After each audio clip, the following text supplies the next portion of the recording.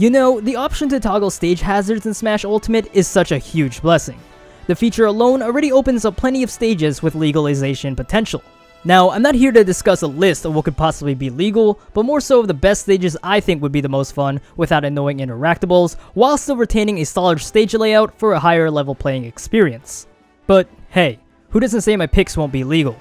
Before I begin, I just want to let you guys know that this list is only opinion based, so take it with a grain of salt.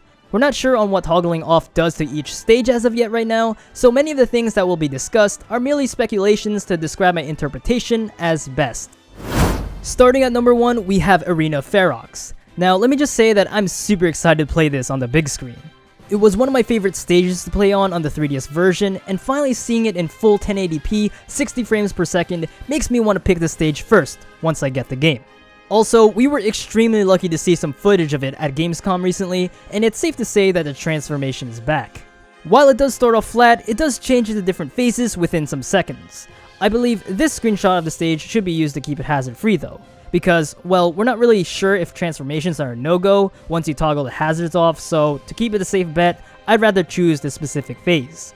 The statues shouldn't have any hurt boxes, and I believe the platform variation is something we haven't seen yet. The other phases could work too if Nintendo decides to program some type of rotation, but I'll just stand by my first choice. The overall stage size isn't too big or too small, so I believe Arena Ferox could be a viable pick to play on a much more competitive manner. I mean, after all, it was already legal in the 3DS game, so why not? In Melee, Pokemon Stadium was one of my top choices to play on. The only things that annoyed me was the big rock wall and the windmill, so I'm thinking that this stage would be amazing enough with just its starting phase. Also, have you seen its updated form? It's absolutely stunning. Pokemon Stadium 2 would also follow the same rules, flat with 2 platforms on each battle side. What really annoyed me in this one were the conveyor belts, the ice, the air physics, practically every other transformation besides the neutral one. I only ever picked this stage in Brawl because I knew the neutral stage would return at some point and was a better choice to pick than most other stages. Overall, both Pokemon stages would be fun because of its symmetrical form and its forgiving side blast zones. Might be big on the vertical side, but I think it's a nice change of pace for players to strategize attacks more on the sides. Also, let me know if you would keep some of the transformations though, because I do think they should have some differences from each other. Next up, we have Reset Bomb Forest, a stage taken from Kid Icarus Uprising. I wouldn't really suggest the forest phase because there's just too many platforms, but the beginning one is pretty good. What sets this stage apart from most is that middle pit below the airborne platform. I can see many players trying to spike each other in just that one spot. Also, probably a good place to mix up your game if you pick characters that can wall jump as well. What's kind of concerning is the top platform being a little too high. I mean, it may be cheap to get a kill up there, but I guess it's alright since it's the smallest platform there, so whatever. But I think there's a green light for doubles matches. The right side shows plenty of opportunities to connect to aerial combos coming from like the bottom left. So if we were to take out the second phase, we get a simple stage with a fun yet riskier right side.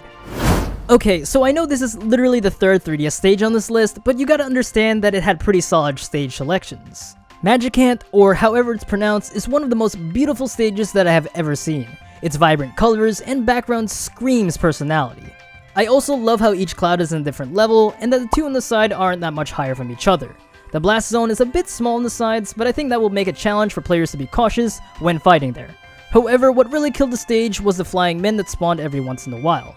It always disrupted the flow of the battle, and I definitely know it will be gone. The mobile sprout isn't much of a distraction, but I think it would be best to take it out, as well as the random trees popping from the ground. The octopus statue is definitely a hazard, but Nintendo would probably keep the dungeon man that passes by every now and then, just to give the stage more variety and give out unexpected saves. Honestly, Magican is such a great stage. I was super disappointed not in the Wii U version, so I'm glad it's here in Ultimate to stay. And lastly, we have Mushroom Kingdom U. This stage overall has pretty good layouts with some simple platforms and pits. Acorn Plains, Sparkling Waters, Rock Candy Mines, the Castle Tower all work on a pretty good favor. The icicles, urchins, and especially Nabbit would be gone when hazard-free. The beanstalk can sometimes be annoying due to how high the platforms can reach, as well as the water sprinkling upwards, but those could probably stay as they're not really affecting the gameplay that much. I will say that Mushroom Kingdom U has one of the best simplistic transformations in the game. There's an Omega phase, a somewhat Battlefield-like phase, moving platforms, and a pit to add variety. Transformation may be out of the question, but random phase selection is what I'm hoping for, like how I mentioned for Arena Ferox. So yeah, Mushroom Kingdom U, sign me up as one of the best hazard-free stages.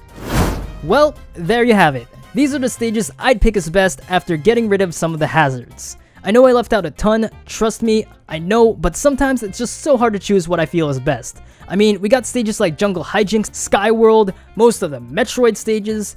I mean, there's even some potential in moving stages like Prism Tower. Seriously, think of Rainbow Road without any Shy Guy racers and any walk-offs.